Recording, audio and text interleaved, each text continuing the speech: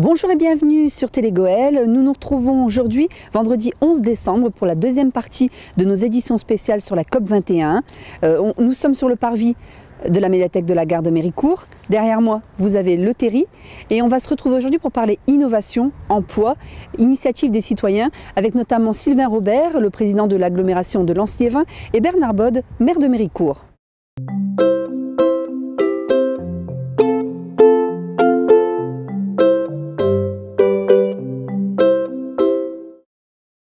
Alors, Monsieur le Président, bonjour. Vous êtes à la tête de l'agglomération de Lens-Liévin. Concerné par la transformation économique et environnementale, le Sangoël a tracé la voie. Certaines commencent, à l'instar de Lens, Méricourt, Arles par exemple, à avoir des initiatives sur le territoire pour développer les pôles d'excellence, comme l'écoquartier ici à Méricourt, ou encore des écogîtes, l'habitat durable. En quoi cette transformation, cette implication est-elle nécessaire ici sur le territoire ? Alors elle est nécessaire, presque indispensable, parce que c'est aussi la transformation, la mutation d'un territoire. On s'est engagé il y a quelque temps dans la troisième révolution industrielle. On a une image qui a été portée par Euralens, qui est de dire on passe du pays noir au pays vert. Et on est vraiment dans cette logique-là, mais en même temps, comment ça se concrétise au quotidien pour la population, dans les cadres des écoquartiers, dans le cadre de la formation, dans le cadre de l'appropriation et de l'association de la population. C'est vraiment un esprit global. La troisième révolution industrielle, c'est pas uniquement de repeindre en vert certaines politiques, c'est aussi de l'implication et derrière faire changer de mentalité pour que la population participe à l'évolution de son territoire. Donc ici comme ailleurs, mais peut-être encore un peu plus ici, de par le passé qu'on a au niveau de l'exploitation minière, c'est important de pouvoir changer cette image et changer cette perception et cette approche de différentes thématiques.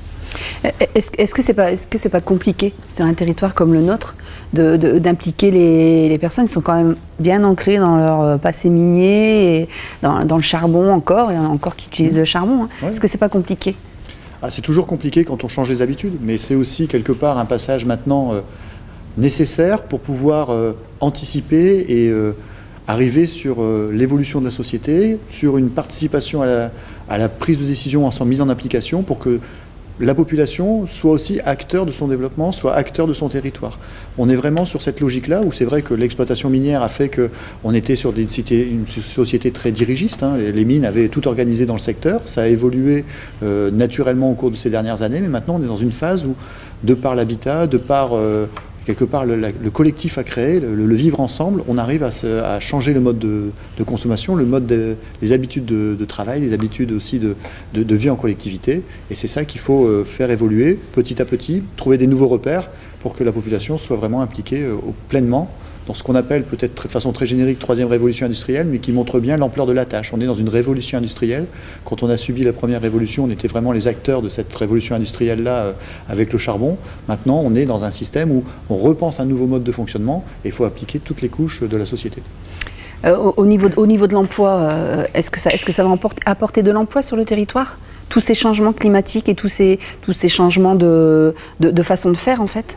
Oui, alors c'est sur quoi on s'est engagé au niveau de l'agglomération. C'est vraiment notre priorité d'avoir ce développement de l'emploi sur les évolutions technologiques, sur les évolutions en termes d'isolation des logements. C'est travailler aussi en amont sur les filières de formation pour que les jeunes du territoire puissent s'approprier ces nouvelles techniques, les mettre en application et être à la pointe de ce développement, parce que derrière, on voit très bien avec la COP21 que ça va être des thématiques qui vont se développer, pas forcément que sur notre territoire, mais on est déjà un peu le laboratoire de certaines façons de faire, certaines méthodes de travail là sur le rénovation thermique par exemple. C'est comment derrière ça va essaimer, mais il faut préparer les formations, préparer les entreprises à proposer aussi ce type de produit pour que derrière la population puisse y tirer un enjeu aussi en termes de précarité énergétique. Les fluides sont déjà un montant important dans la facture mensuelle ou dans le montant mensuel dans la gestion du budget des ménages, de dire si on a des économies de par une meilleure isolation, de par une meilleure organisation du logement, les ménages ils seront bénéficiaires au départ, mais c'est aussi une filière d'emploi, une filière de formation qu'il faut organiser. Donc on est vraiment dans les prémices de cette révolution-là. Est-ce que la formation, l'éducation chez les jeunes est importante également sur le territoire ? Je sais que vous êtes partenaire d'une action qui s'appelle le Campus de l'innovation. Est-ce que vous pouvez nous en parler ? Oui, alors c'est aussi inciter les jeunes à prendre des initiatives, à se former dans un premier temps, et puis à prendre des initiatives pour porter les projets, porter des actions de création d'entreprise aussi, parce qu'on a tout ce tissu à recréer ou à créer. Et on est dans une organisation qui est habituelle en termes de rénovation de logement, de proposer des nouveaux services, des nouveaux produits. Il faut certes savoir les mettre en application, donc toute la filière de formation est à organiser. Et puis derrière, c'est aussi de prévoir les sociétés, la société d'après, avec une évolution technique qui nécessite des nouvelles prises de risques, des nouvelles entreprises et des nouvelles structures. Et c'est comment on accompagne les jeunes, parce que c'est aussi un phénomène important dans notre territoire. On est un territoire très très jeune, qui a des systèmes de formation bien complémentaires, qui s'organisent et qui se mettent au niveau des besoins actuels et des besoins qui vont évoluer. Seulement, on a des difficultés, c'est pour maintenir ces jeunes sur notre territoire, parce qu'en termes de création d'entreprises, même si notre chiffre augmente ces dernières années, on est encore en dessous de la moyenne régionale et nationale. Donc, c'est les inciter, les accompagner pour que l'initiative qu'ils ont prise en se formant dans des métiers nouveaux puisse se concrétiser derrière en termes d'emploi, voire même en termes de création d'emplois propres, de leur propre emploi, de leur propre entreprise. Justement, nous allons retrouver tout de suite le campus de l'innovation qui a eu lieu à Bully-les-Mines.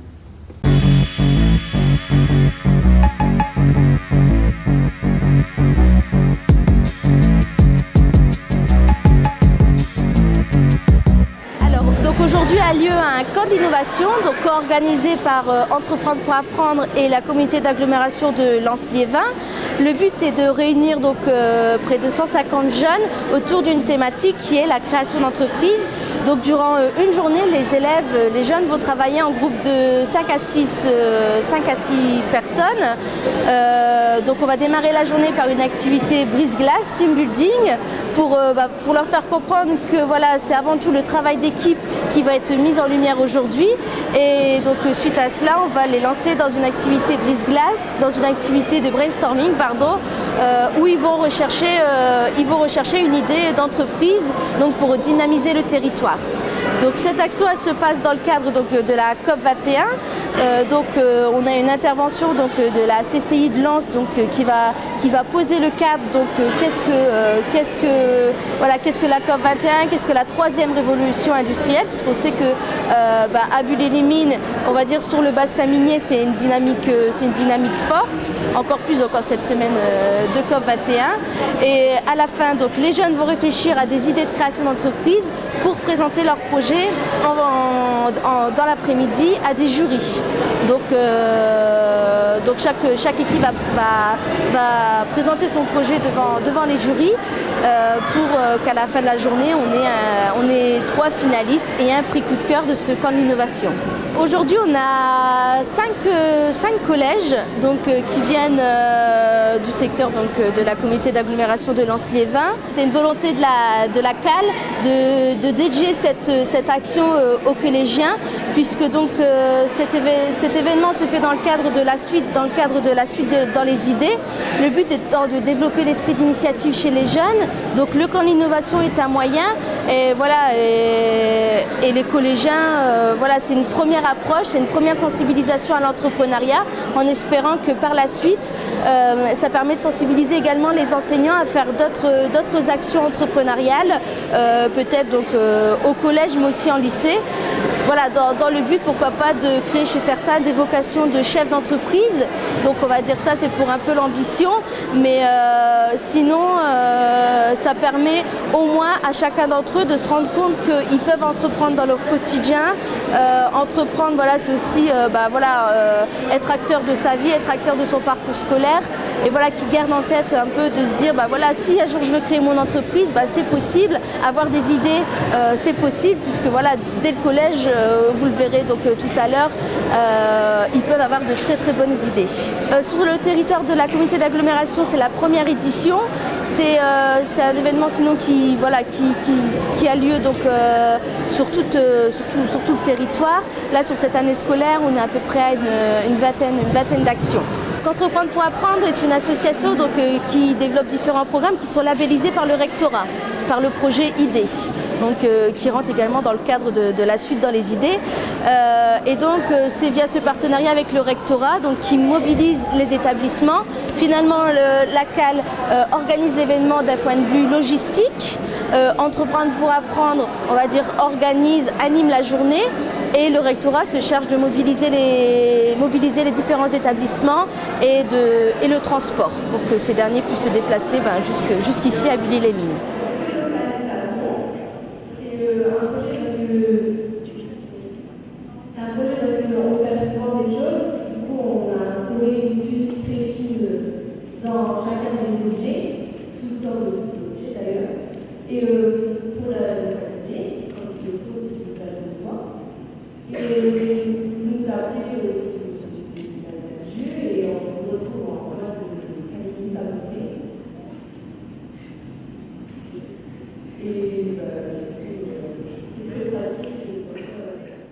La troisième révolution industrielle, c'est le projet de toute notre région, c'est ce vers quoi il faut tendre.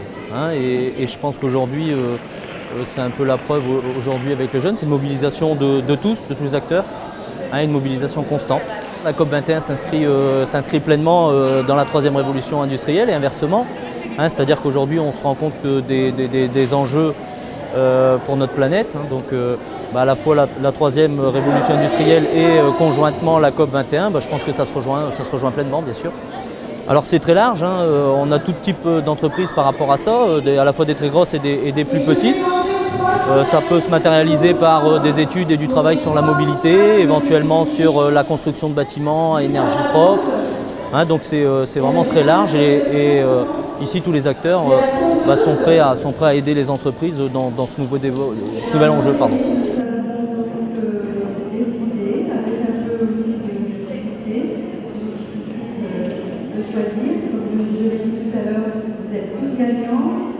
Nous avons choisi la tondeuse solaire.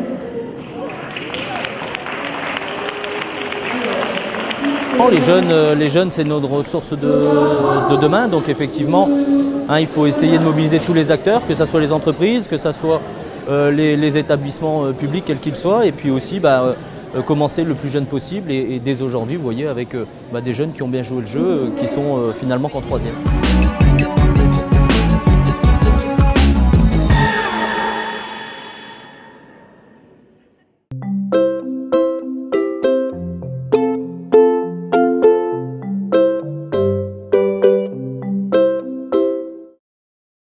Alors, développement durable, nous sommes ici pour sauver la planète et le territoire du bassin minier. Sylvain Robert, à l'Agglo, il existe des organismes pour aider les gens à trouver des solutions, ne serait-ce que pour changer les ampoules, ça s'appelle l'espace Info Énergie. Est-ce que vous pouvez nous en parler? Oui, en fait, c'est des solutions qui peuvent être des solutions assez basiques, mais qui permettent aussi au quotidien de faire des économies d'énergie. Et quelque part, les petites contributions, des moments, font aussi les grandes contributions à la fin, et cet espace Info Énergie est un espace qui permet justement à la population de venir se renseigner sur les modalités pratiques, sur les gestes du quotidien qui peuvent permettre de faire des économies qui peuvent paraître limitées dans un premier temps, mais qui contribuent aussi là à donner un geste fort pour la planète et pour diminuer en tout cas la fracture énergétique pour certains. Donc chaque habitant du bassin minier peut rencontrer une personne. Tout à fait, dans les services au niveau de l'Agglo, donc à Lens, et c'est en fonction des permanences, avoir quelque part cette information individualisée, et c'est quelque chose de gratuit, accessible à tous. Je pense que si vous tapez espace Info Énergie à Lens, vous devriez tomber sur Google sur l'espace Info Énergie. Donc développement durable, former, éduquer, emploi de proximité. On est allé visiter aussi des écogîtes à Lens, celui de Pierre-Olivier et Elsa, qui sont des écogîtes qui se trouvent à la Cité des Provinces. Donc tout de suite leur reportage.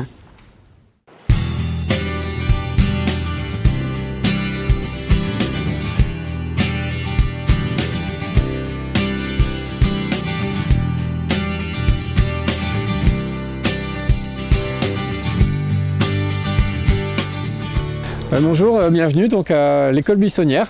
Je vais vous faire un petit peu visiter notre chez nous, en fait, qui n'est pas encore tout à fait terminé, mais donc voilà.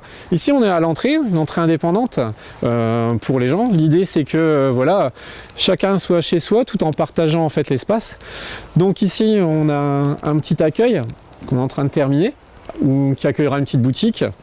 On mettra à disposition aussi des paniers petit déjeuner, des paniers barbecue, raclette, etc. Ensuite ici, il faut imaginer un cheminement en schiste. On va prendre des schistes, acheter des schistes sur le 11-19 à l'entreprise qui exploite le reste du terri. Donc là on a nos 3 habitats. Ici on va faire une petite placette en schiste. Donc 3 habitats. Un premier avec un toit terrasse. Ce qui est sympa, c'est que lorsqu'on est là-haut, on a une vue sur le raid d'un côté, le terri et le 11-19 d'un autre, l'école qui est classée, et puis un peu sur tout le terrain. En fait, un petit esprit cabane dans les arbres. C'est le projet de notre vie, en fait, l'école buissonnière. C'est, voilà, depuis, on va dire, une bonne dizaine d'années, j'avais en tête de faire des habitats touristiques en fait. Donc on n'a pas attendu, moi et mon épouse, hein, parce qu'on est à deux, on n'a pas attendu que le Louvre arrive, tout ça, pour s'imaginer qu'un jour en fait on pourrait faire du tourisme chez nous. Au début on était parti sur des chambres d'hôtes et puis vite fait on s'est dit mais ça serait quand même bien de trouver un endroit où on pourrait faire des habitats un peu avec un côté naturel. Et donc on a trouvé cette maison ici qui est au cœur de la Cité des Provinces à Lens. La particularité de cette maison, c'est qu'il y a un très grand jardin. C'est l'ancienne maison du directeur d'école. Tous les bâtiments autour de chez nous sont classés. Et donc on a retapé toute la maison pendant 1 an. Et depuis 1 an et demi, bien, on est en travaux pour monter nos 3 habitats. 3 habitats qui sont à vocation donc développement durable, on va dire écologique. Et lorsque ça partira, eh bien, on reviendra dans en fait, le terrain redeviendra comme il était il y a, on va dire, dans 50, 60, 70 ans, voire un siècle, on ne sait pas. Et donc tout redeviendra comme avant. Alors ici c'est notre bain nordique. Alors un bain nordique revisité pour les personnes qui ne connaissent pas, un bain nordique c'est une cuve chauffée au feu de bois avec un poêle qui est immergé et normalement elles sont faites en bois. Et en fait nous on voulait faire quelque chose, donc la facilité aurait été d'en acheter un. Et puis on s'est dit, mais dans l'esprit aussi de récupération, toujours pareil, de dire c'est dommage de fabriquer des choses alors qu'il y a plein de choses qui existent. J'étais parti sur une idée de faire une cuve avec une baignoire en galva, un peu dans l'esprit où moi je viens des corons, on va dire, décidés. J'ai grandi dans ce milieu-là où on se baignait encore dans des baignoires en galva. Donc on était parti sur cette idée-là. Et puis voilà, on va faire un petit espace avec une petite terrasse ici, un peu privatisé, avec des plantations. Il faut imaginer aussi que tout ça sera planté, hein. On va planter à mort. Il y a hors de question de faire aussi des palissades. Enfin voilà, c'est vraiment dans l'idée où on va jouer sur le côté naturel. C'est même pas en jouer, c'est que c'est cohérent, quoi. Alors nous on l'a bien nommé, c'est ma femme qui l'a trouvé. On l'appelle le bassin minier, le bien nommé. Voilà, donc voilà, souvent on dit que chez nous en fait voilà, c'est un peu une cause perdue où voilà, ça sera toujours difficile, compliqué. Bien sûr c'est difficile, compliqué, mais on sait aussi faire des choses, je pense, des choses chouettes et si nous on le fait à notre niveau, on n'a pas des moyens extraordinaires, hein. C'est pas toujours facile, mais moi j'y crois et je pense que le dynamisme bassin minier, c'est tous ces petits projets qui se font et plus il y en aura, plus on va s'en sortir, mais il faut y croire. Donc j'invite tous les gens qui veulent se lancer dans un projet comme le nôtre, peu importe, hein. Mais si vous avez quelque chose en tête, faut pas hésiter, faut y aller parce que chez nous, il y a du potentiel, quoi. Alors écolo, aujourd'hui, qu'est-ce que l'écologie? On pourrait en faire des heures, quoi. Et moi j'ai l'habitude de dire, pour résumer, je suis écologiste, si on veut, en fait je fais mon tri sélectif, quoi. Je trouve déjà que c'est pas mal. Voilà, on a une idée de se dire, voilà, on jette pas les papiers par terre, et puis de se dire aussi, si on peut faire à chacun à notre niveau un petit effort, si tout le monde ferait ce petit effort de, plutôt que d'acheter voilà, du béton, ou plutôt de mettre l'isolation en laine de verre, enfin voilà, d'essayer de faire des choses qui sont accessibles un peu à tout le monde. Si tout le monde aurait un peu cette démarche-là, voilà, on serait tous un peu écolo et tout irait mieux pour la planète. Donc voilà, on est sur le toit terrasse du premier gîte qui est terminé. On l'a testé, hein. Il y a du chauffage, il y a la salle de bain de ça. Et donc ici, pour le printemps, donc il y aura un garde-corps, on est en train de le terminer, donc il y aura un garde-corps avec un garde-corps en filet de pêche, en fait, donc c'est un peu particulier. Donc ici, on pourra prendre, voilà, faire une petite sieste, un petit barbecue. Le truc, moi je trouve, forcément, je vais vous dire, c'est super chouette, c'est, on a la vue, donc on devine le terri, les chevalets d'un côté. Si on se tourne, alors ici aujourd'hui, un petit peu de brume, on a Lorette de l'autre côté, c'est sympa. Et puis quand on se tourne, on est dans les arbres, avec la vue sur l'école qui est classée.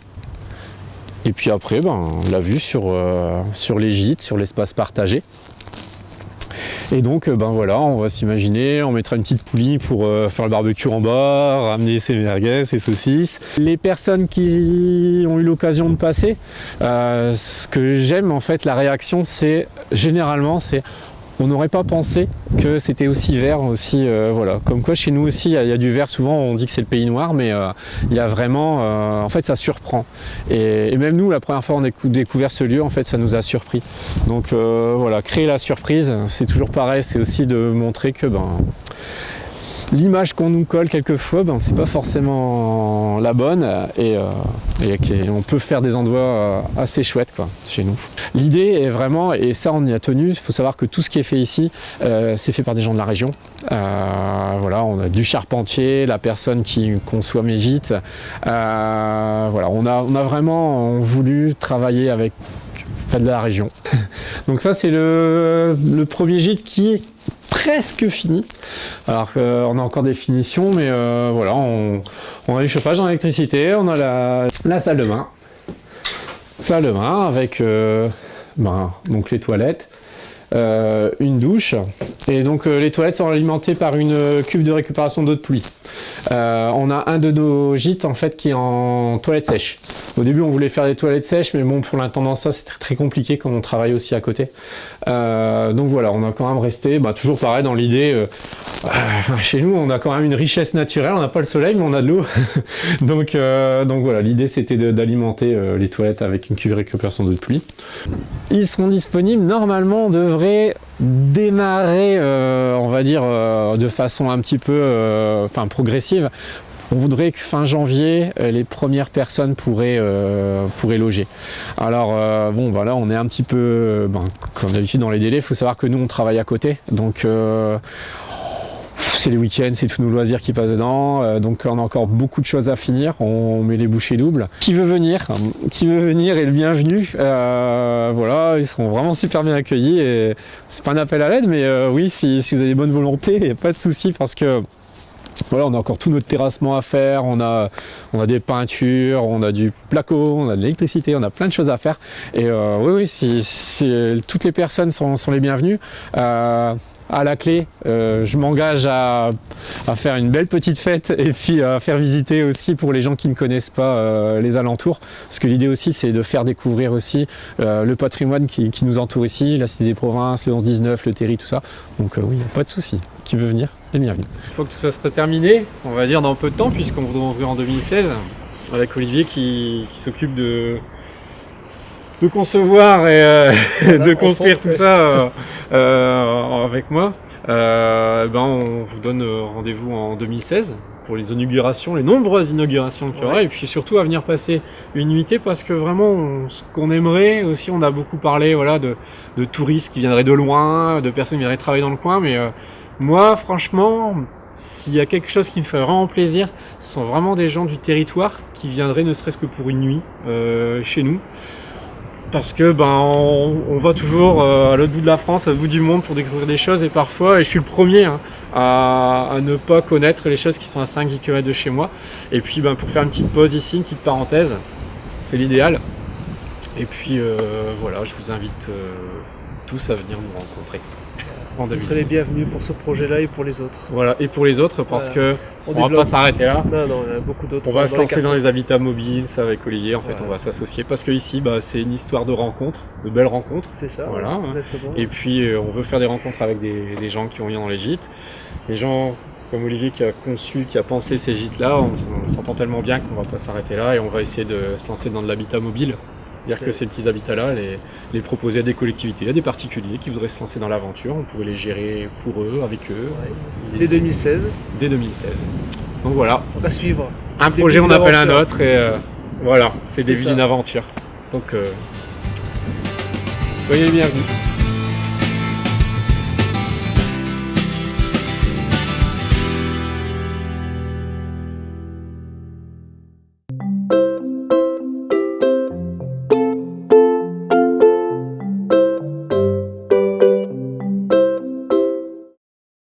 Nous venons de voir les écogîtes de Pierre-Olivier et Elsa à Lens. Qu'en pensez-vous ? C'est une bonne initiative, en plus dans un quartier à la fois proche du Louvre, mais en même temps proche de la base 11-19. Donc c'est vrai que le territoire de Losanguel a été précurseur, mais on voit bien que maintenant des initiatives de particuliers permettent de relayer à la fois le besoin en termes économiques, parce que c'est d'abord ce qui a généré cette création avec la nature d'hébergement nécessaire dans le secteur, mais en même temps de pouvoir passer une étape supplémentaire au-delà de la simple réponse à un besoin d'hébergement, de voir comment on pouvait s'impliquer dans la troisième révolution aussi industrielle, parce qu'on est vraiment aussi dans cette logique-là. Donc Losanguel est un exemple ici sur le bassin minier, mais est-ce qu'il y a d'autres initiatives dans les communes de l'agglomération de Lens-Liévin ? Oui, beaucoup de communes se sont engagées, alors soit de la part communale, soit des initiatives privées comme celle du gîte, mais on est vraiment sur une prise de conscience et une amorce de cette thématique. On a des exemples à Arnes, on a l'écoquartier ici à Méricourt, on a aussi une technique alternative de gestion des eaux de pluie qui s'est mise en place depuis quelques années au niveau de l'agglo avec des noues. Donc voilà, c'est toute cette logique-là qui commence maintenant à prendre le pas sur des réflexions peut-être basiques, habituelles sur la gestion de questions au quotidien et qui maintenant sont vues avec un nouvel angle, une nouvelle approche qui permettent de voir aussi comment on peut faire des économies d'énergie, des économies de ressources, parce que c'est d'abord ça aussi, c'est pas uniquement la partie énergétique, c'est les économies de ressources en eau par exemple, et comment on arrive à gérer ces questions-là avec des techniques alternatives.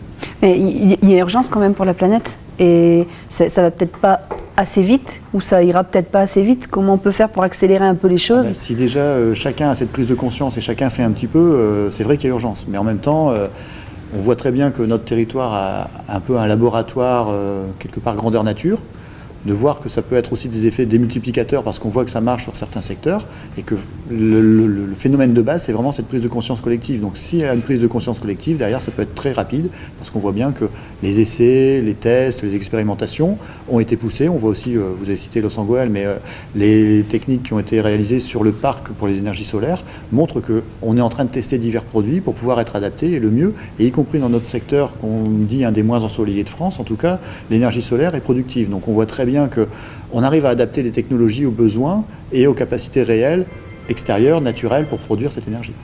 Est-ce que budgétairement, ça ne va pas être compliqué? Parce que les budgets diminuent un peu partout, il faut faire des économies, et puis le développement quand même des nouvelles technologies, ça coûte de l'argent? Alors la partie recherche-développement coûte, après la mise en application ne coûte pas forcément plus cher, puis ça répond aussi à des choix politiques qu'on doit faire. Mais il faut prendre ces choix en toute connaissance de cause. C'est pour ça que l'association et l'appropriation de la population va être nécessaire et importante aussi. D'expliquer pourquoi on fait d'une façon ou d'une autre et le gain, entre guillemets, qui pourrait être réalisé derrière. C'est sûr que la partie expérimentation est toujours plus chère si on n'est pas sûr que l'expérience va réussir. Par contre, après, dans la démultiplication, c'est là où on peut avoir ce gain, en tout cas cet effet démultiplicateur, la prise de conscience et la réalisation concrète. Sylvain Robert, merci. Merci beaucoup. Vous avez un dernier message à ajouter aux téléspectateurs de Télégoël et du bassin minier? Déjà de vous remercier de votre accueil, puis je pense que si tout le monde se sent concerné après avoir pris cette conscience quelque part de l'intérêt pour la planète, on sera toujours plus fort collectivement qu'à pouvoir faire des initiatives, que ce soit dans les communes, au niveau de l'agglo, et qu'il faut que ça soit vraiment porté par tous pour que cette prise de conscience ait un vrai impact sur la planète. Merci. Merci.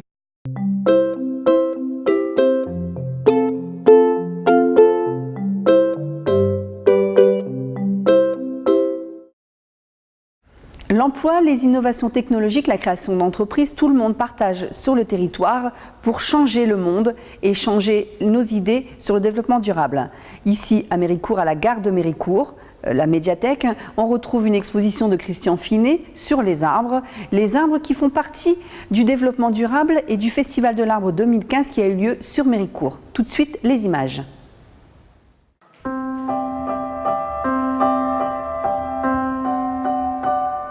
Protéger notre environnement et notre planète passe par la protection de nos forêts, de nos bois et donc de nos arbres et de nos arbustes. Bien représenté dans une exposition de Christian Finet à la gare de Méricourt, l'arbre est un élément essentiel pour l'équilibre de notre climat car il absorbe une partie du CO2 que nous rejetons dans l'atmosphère. À l'occasion de la 4e édition du Festival de l'Arbre, la ville de Méricourt a voulu de nouveau sensibiliser les plus jeunes à l'importance d'une plantation et de la vie d'un arbre.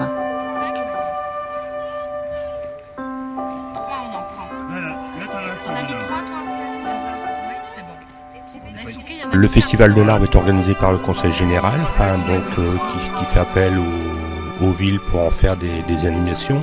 L'idée étant de la région Nord-Pas-de-Calais, la région la moins peuplée en arbres, et donc est de revaloriser cette région, d'aider les citoyens, les communes à replanter chez eux. Et donc la ville de Méricourt participe depuis 3 ans, 4 ans à cette initiative. Cette pratique, on l'a fait depuis quelques années maintenant, puisque dans le cadre du développement durable, on essaye de montrer aux gens ce que sont les jardins, les fruits et autres. Et donc là, vraiment, avec l'idée d'un partenariat avec les écoles, était de semer, planter le maïs, en faire la récolte, et puis voir avec après ce qu'on pouvait en faire. Donc on est aussi dans cette démarche de ville-jardin où on pourrait imaginer sur notre ville, non pas avoir que des espaces de détente, mais aussi des espaces où les gens pourraient cultiver, partager le fruit de leur récolte, et donc d'avoir un produit frais et naturel plutôt que d'un produit industriel tel qu'on le trouve aujourd'hui. Plus devant, tu vois, élargis un peu, comme ça tu vas pouvoir essayer de mettre la plante, voir si ça passe. Nous sommes inscrits dans la démarche de Monsieur le maire, et donc l'idée aujourd'hui d'une conférence sur le fruitier serait de se dire, plutôt que d'avoir sur des espaces que des arbres ornementaux, ce serait d'avoir aussi des arbres fruitiers, que les gens s'y retrouvent, donc d'un point de vue éducatif pour les jeunes, sur le respect de l'arbre et sur le devenir, mais aussi sur sa fructification et se rendre compte de où vient la pomme ou la poire par exemple. Alors ce genre d'action, c'est effectivement de les faire participer, ce qui, je pense, permet, tout le monde n'a pas la chance d'avoir un jardin, donc d'avoir un peu, de développer peut-être la main verte, et puis nous pensons également que le fait que les jeunes d'aujourd'hui plante un végétal, quel qu'il soit, sera peut-être plus respectueux de la nature plus tard, sachant que tout ce qu'on entreprend aujourd'hui, c'est aussi pour eux, quoi. Replanter un arbre, c'est pour nos générations futures, etc. etc. On a un projet, on a l'idée de faire un jardin, un potager, pas un potager, un verger communal. Donc l'idée ce serait ça, c'est de prendre possession d'espaces verts dans la ville et que des collectifs autour s'inscrivent dans cette démarche de l'entretenir, de tailler, de planter, de récolter. Et donc c'est un peu l'idée, oui. Planter, arroser, les jeunes enfants apprennent à reboiser leur environnement, mais pas seulement. Lors de ce festival de l'arbre, la population a pu s'initier également au pressage de pommes avec Serge Decoupigny, président des Amis du Verger, fervent défenseur de la pomme, qui a complété la conférence sur les arbres fruitiers, un retour aux produits naturels favorisés par la commune. Vous savez, je suis un peu comme Obélix, je suis tombé dedans quand j'étais petit. J'avais un père qui était officier du mérite agricole. Nous n'étions pas du tout fermiers, mais c'est d'autant plus méritant pour mon père. Et c'était un greffeur. Moi, à l'âge de 5 ans, je faisais comme mon père, je greffais. J'étais même, à un certain moment, c'est une confidence que je vous fais, atteint du syndrome du collectionneur, quoi. J'en ai eu jusqu'à 250 pommiers, mais ne serait-ce que la gestion était très lourde, trop lourde. Mais comme les collectionneurs de timbres ou de voitures ou n'importe quoi, on n'a jamais assez, on essaie toujours d'avoir. Alors, c'est un milieu qui est assez discret, mais nous sommes nombreux et les amateurs de fruits surtout anciens, sont nombreux, sont nombreux. Amateurs ou collectionneurs, chacun contribue à améliorer le cadre de vie de nos enfants. La nature, mais aussi les bâtiments, s'adaptent à l'environnement. Les communes, les métropoles, le département et la région contribuent à ces changements. Avec de nouveaux quartiers qui voient le jour, la Terre peut compter sur toutes les initiatives, comme celle de Méricourt, pour changer les choses.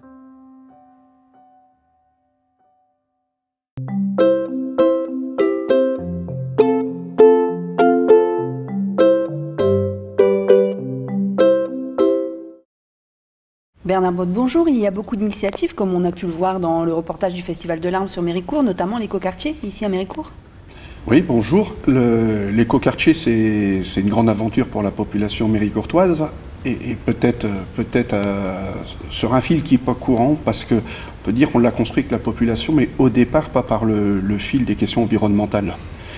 On avait initié des pratiques de démocratie participative, et au cœur venait la question de mieux vivre, et mieux vivre ensemble. Et puis, ce serait un peu long à raconter, ça nous a interrogés sur plein de choses. Sur des choses comme par exemple, c'est qu'on ne pouvait plus se déplacer sur les trottoirs, les piétons, puisque les voitures s'y stationnaient. Donc la question ne s'est pas posée par le biais de la voiture, elle s'est posée par le biais de, quand on est piéton, on a le droit d'avoir un trottoir à soi qui ne doit pas être occupé par les voitures. Et au rond-point des droits des enfants, il y a un totem dont certains réclament la signature à d'autres. Moi, j'ai toujours considéré que c'était un proverbe africain qui dit on n'hérite pas la planète de nos parents, on l'emprunte à nos enfants. Je crois que sur cet aspect très pragmatique des trottoirs et cette question posée, qu'est-ce que l'homme y fait sur la planète, mais surtout pour ceux qui lui suivent, est venu petit à petit ce type de questionnement. C'est comment on pouvait construire, aménager, au départ pour mieux vivre ensemble. Et dedans est forcément posé la question, si nous, on vit mieux au temps présent, ce présent sera d'autant plus fort qu'on laisse pour ceux qui vont arriver derrière nous, nos enfants, nos petits-enfants, quelque chose qui doit aller en s'améliorant. Donc à partir de là, c'est poser la question environnementale. Est-ce que c'est évident de faire participer la population, comme vous le faites souvent dans les réunions participatives, etc. C'est un grand plaisir. Mais il faut accepter toute une série de contraintes. Et il y a un premier obstacle à lever. Ça fait des années qu'on essaie de développer ces pratiques. C'est que les gens ont trop été habitués ou on leur a laissé croire qu'il y avait des discussions, mais tout qu'on fait, ça ne servait à rien. Les décisions étaient déjà prises ou elles seraient prises ailleurs. Donc c'est vraiment tout un travail il ne faut rien laisser passer pour montrer que la construction, elle se fait ensemble. On aime avoir ce repère, être co-auteur et acteur des projets. Ça mange beaucoup de temps, parce qu'il faut discuter, rediscuter et toujours rediscuter. C'est facile de mettre des principes. Moi, j'ai tenu à ce qu'il y ait un principe qui s'impose. C'est que si une idée, elle est bonne, c'est pas parce qu'elle arrive au dernier moment qu'elle devient mauvaise. Donc une idée bonne qui arrive trop tard, elle n'est plus trop tard. Ça veut dire qu'il faut rediscuter de la problématique, la reconsidérer, réaménager. Donc quelquefois on croit être prêt à aboutir et puis on redémarre pour 15 jours, 3 semaines. Pour les services municipaux, c'est quelquefois beaucoup de contraintes. Mais c'est tellement enrichissant. Tellement enrichissant. Et par exemple, l'écoquartier qui se situe au centre géographique de la ville vient de cette confrontation. C'est que Méricourt, historiquement, c'est un village et c'est construit les corons. Méricourt s'est agrandi avec l'immigration minière. Et dans le Méricourt village, on a vu un autre Méricourt se construire qui était le Méricourt des mines. Et dans le Méricourt des mines, on a eu l'impression que le Méricourt village historique avait des privilèges qu'on n'avait pas dans le Méricourt des mines. Alors que la vérité est tout autre. Le collège est du côté du Méricourt des mines, le complexe sportif est du côté du Méricourt des mines, les écoles sont justement réparties sur le territoire. Mais le sentiment est fort et on ne peut pas simplement renvoyer en disant « mais non, vous vous trompez, regardez, il y a la vérité des cartes qui dit le contraire ». Mais oui, mais le sentiment demeure. Donc on a avancé là-dessus, comment on pouvait faire, et il se trouve qu'on a une friche minière qui est au centre géographique, donc à l'union de ces deux entités. Pourquoi pas aller y développer de la bonne vie tous ensemble, et qui serait ce lien indispensable entre nos deux Méricourt historiques. Alors, on a emmené des gens avec nous visiter et germer l'idée il faut que ce soit un quartier où ce soit agréable à vivre. Et si c'est agréable, est-ce qu'on ne pourrait pas réfléchir autrement la place de la voiture? Est-ce qu'on ne pourrait pas réfléchir autrement les espaces verts? Est-ce qu'on a chacun besoin d'avoir 400 mètres carrés ou est-ce qu'on ne peut pas avoir des espaces partagés? Et donc on a pris le bus, on est allé en Hollande qui est la référence des écoquartiers de par son nombre. On a vu plein de choses très différentes. En tout cas, on a vu quelque chose qui ne nous plaisait pas, c'est que c'était des écoquartiers refermés sur eux-mêmes, quelquefois de façon excessive. On a, avec les habitants, inventé un écoquartier qui est transversal, qui traversait, puisqu'il y a une passerelle qui relie les quartiers. Et la première décision, ça a été d'y implanter un bâtiment public, un bâtiment de culture, c'est ici que nous sommes, la gare, qui s'adressait à toute la ville. C'est-à-dire toute la ville est invitée à venir sur l'écoquartier. Donc, vous voyez, on l'a pris vraiment par ce biais du mieux vivre, du parcours individuel. Et en mon sens, les questions environnementales ne peuvent se poser comme ça. C'est que dans le temps présent, elles doivent m'aider à mieux vivre et elles doivent aussi m'aider à comprendre que je ne mets pas en péril l'avenir. Mais ça doit se traduire par de l'intérêt présent. Méricourt pourrait être quoi dans une vingtaine d'années, par exemple, 20-30 ans? Ce qu'on aimerait le plus, comment deviendrait Méricourt? Comment pourrait devenir Méricourt si chacun participait à son niveau Voilà. Alors, les pratiques de l'écoquartier ne doivent pas être sacralisées à un point qu'ailleurs, ce ne serait pas comme ça. C'est que l'écoquartier doit avoir un effet locomotive sur l'ensemble de nos pratiques. Alors, des choses très, très pratiques, par exemple, qui contribuent aux questions environnementales. On se pose la question du déchet. Il faut avant tout pouvoir éveiller notre réflexion, nos consciences tous, en se disant mais on produit bien trop de déchets. Et ça pose deux questions. C'est pourquoi ceux qui produisent de l'alimentation, des vêtements, ont besoin d'envelopper les choses autant. Donc peut-être que si on en avait moins à la source, ça nous aiderait. Et comment on les traite quand on est citoyen. Et donc, il y a toujours des possibilités qui sont bien, le zéro emballage, etc. Mais dans la vie quotidienne, dans une urbanisation comme la nôtre, c'est pas toujours facile. On n'est pas dans l'urbanisation concentrée de grandes villes. Donc, il faut aussi réfléchir à comment on les traite. Et on sait que les camions poubelles font des dégâts pas possibles, etc. Donc on peut partir sur les bornes d'apport volontaire.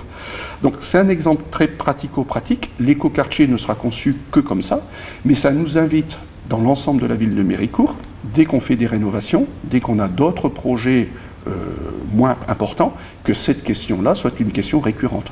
Puisque on l'a provoqué ici, et il n'y a pas plusieurs Méricourt. Si c'est bien sur l'écoquartier, ça doit être bien partout. Ça fait partie de la troisième révolution industrielle? Oui, alors la troisième révolution industrielle, elle a l'avantage de poser les questions avec force. Plus de formation marxiste, l'avantage d'une révolution pose la question du progrès par bond. Donc elle nous invite à une rupture avec des pratiques. Donc c'était très bien de la positionner comme ça, parce que ça nous a amené à réfléchir aussi, est-ce qu'on est, sur certains domaines, est-ce qu'on doit aller à de l'amélioration ou à des ruptures de pratiques? Et ça pose cette question. Je pense qu'il y a des domaines où il faut aller à des ruptures de pratiques.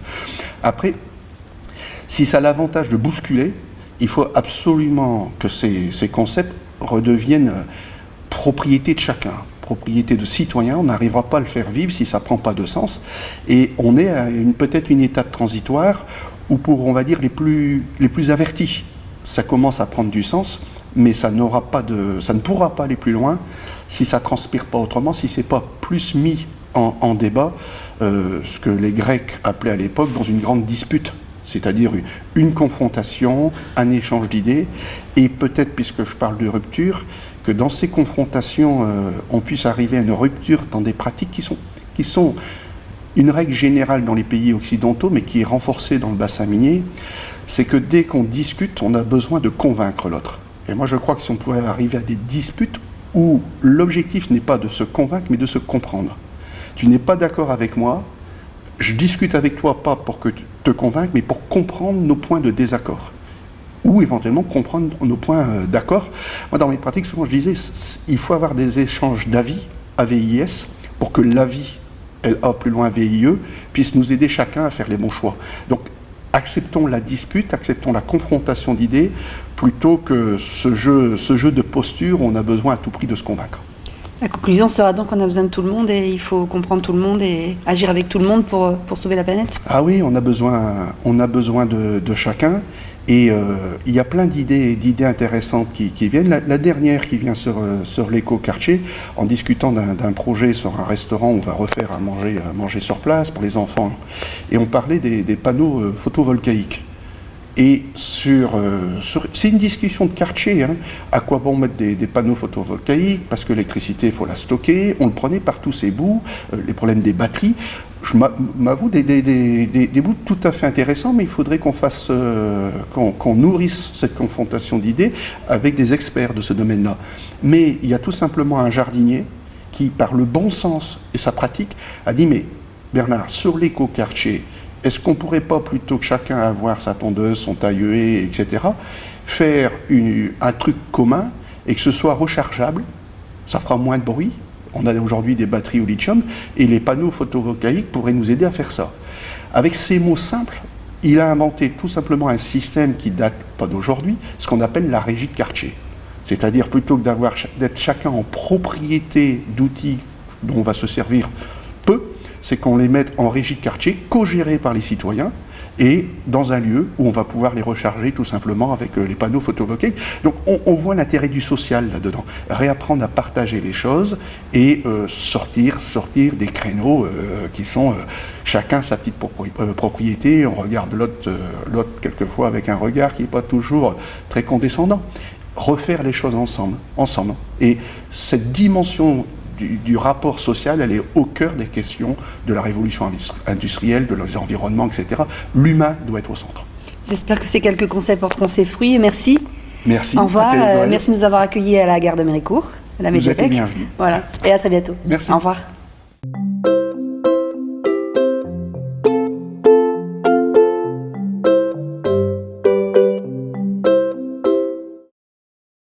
Nos éditions spéciales se terminent face à la gare de Méricourt. Derrière moi, vous avez l'écoquartier qui est en construction. Tout de suite, vos émissions habituelles. On se retrouve sur telegoel.fr pour voir ou revoir ce que vous avez manqué. N'oubliez pas les nombreux marchés de Noël sur votre territoire. Essayez d'y aller à pied. Comme ça, vous participerez au développement durable et à la protection de votre environnement. Bon week-end à tous.